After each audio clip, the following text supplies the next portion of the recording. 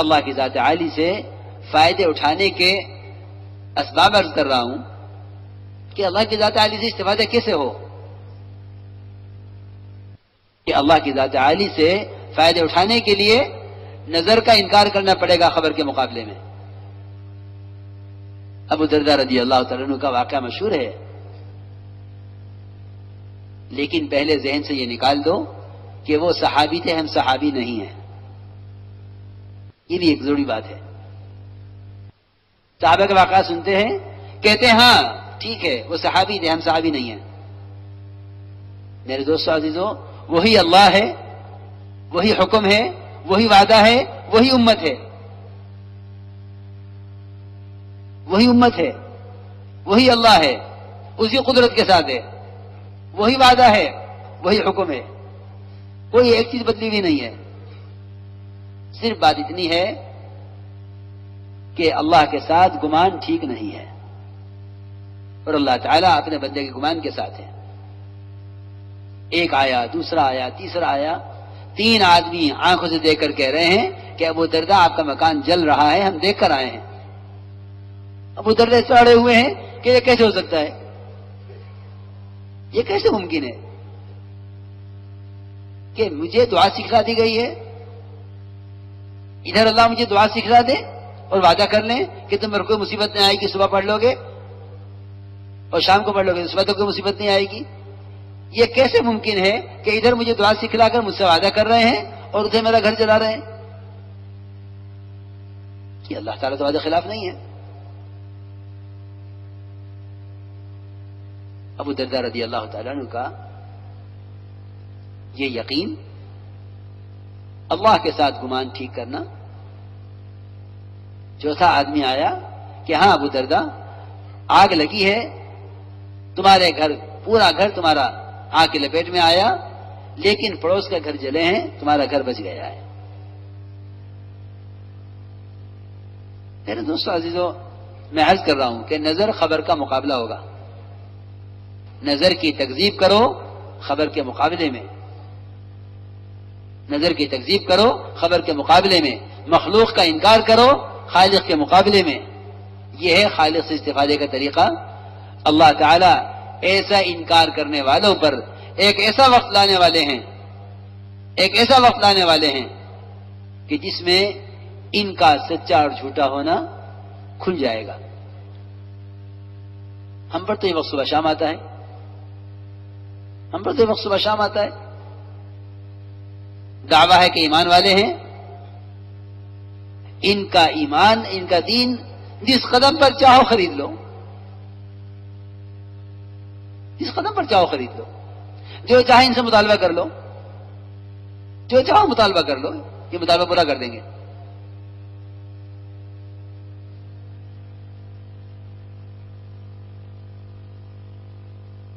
مسلمان اگر اس کا خیال یہ ہے کہ مجھے جس ماحول میں رہنا ہے اس ماحول کی چاہت اور اس کا مطالبہ پورا کیے بغیر میں یہاں نہیں رہ سکتا، تو یاد رکھنا کہ ان سے زیادہ ذلیل اللہ کی نظر میں کوئی مسلمان نہیں ہوگا۔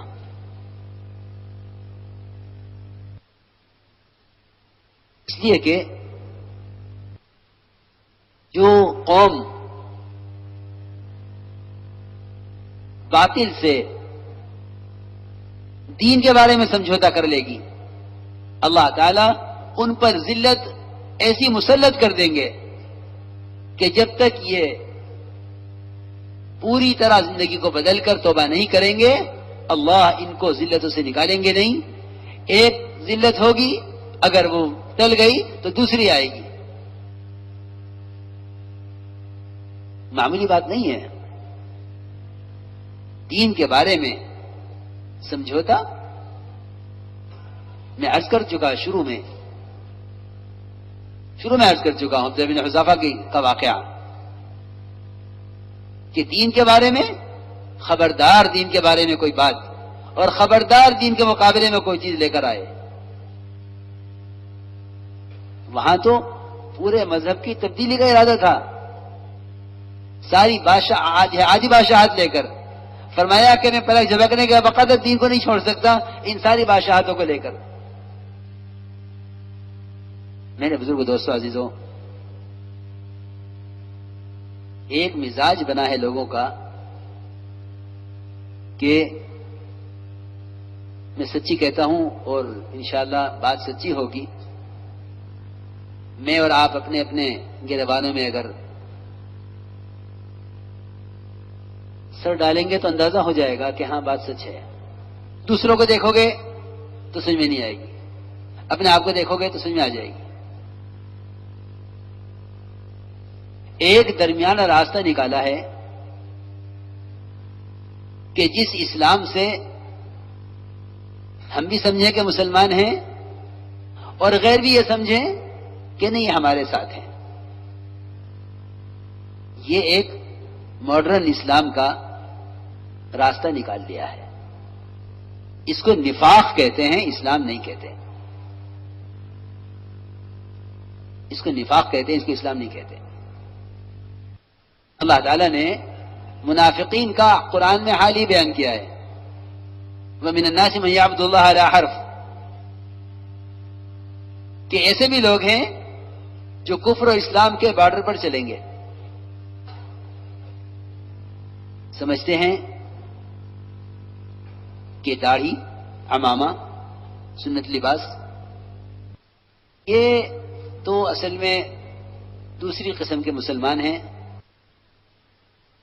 یہ ذرا اونچے درجے کے مسلمان ہیں، ہم ذرا نیچے درجے کے مسلمان ہیں۔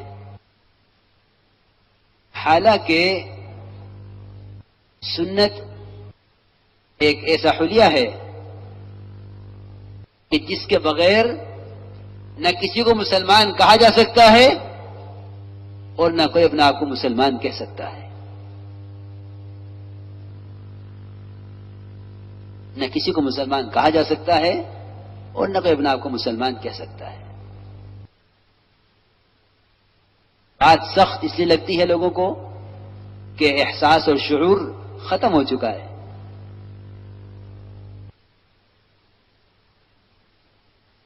حضرت عمر رضی اللہ تعالی عنہ سے جب یہ کہا گیا امیر المومنین آپ ایسے ملک میں آئے ہیں کہ ان کا معیار ذرا اونچا ہے، آپ ننگے سر، موزے کندھے پر ڈالے ہوئے، ڈنگی اٹھائے ہوئے پانی کے اندر سے گزر کر آپ آ رہے ہیں، ادھر فوج آپ کے استقبال کے لیے ہے کہ مسلمانوں کے امیر آ رہے ہیں، ان کو سلامی دینی ہے۔ جو ہمیں عوف رضی اللہ عنہ نے مشورہ دیا کہ میری درخواست یہ ہے کہ آپ کرتا بدل دیجئے۔ فرمایا اے عبد الرحمن، اگر یہ مشورہ تیرے علاوہ کوئی اور دیتا تو میں سمجھتا کہ بیچارہ جاہل ہے، نیا آدمی ہے، غیروں کے طریقوں سے متاثر ہے، مگر عبد الرحمن تیرا جیسا آدمی ان کی معیشت سے اور ان کے طریقوں سے اور ان کے لباسوں سے متاثر ہو کر مجھے پرانا کرتا اتار کے نیا کرتا پہننے کی رائے دے رہا ہے۔ جن کے دل غیروں سے متاثر ہو چکے ہوتے ہیں نا، ان کو اسلامی لباس پسند نہیں آیا کرتا۔ وہ سمجھتے ہیں کہ اسلامی لباس نماز پڑھنے کے لیے ہے، نہیں، خدا کی قسم یہ بات نہیں ہے۔ سنت لباس اسلام ہے، نماز پڑھنے کے لیے نہیں ہے۔ سنت لباس اسلام ہے، اور میں کہتا ہوں آپ سے کہ سنت کے بغیر اسلام ہے ہی نہیں، خدا کی قسم سنت کے بغیر اسلام ہے ہی نہیں۔ اپنے مسلمانوں کا دھوکہ ہے اس شخص کو جو سنتوں کا پابند نہ ہو۔ وہ سب مسلمانوں کا دھوکہ ہے. ساری ولایتوں کا نچوڑ اور ساری خلافتوں کا خلاصہ اور سارے تصوف کی چوٹیاں وہ صرف اور صرف اتباع سنت ہے اور کچھ نہیں ہے. اس لیے یاد رکھنا، محض کثرت ذکر تصوف کا خلاصہ نہیں ہے، اتباع سنت یہ تصوف کا خلاصہ ہے.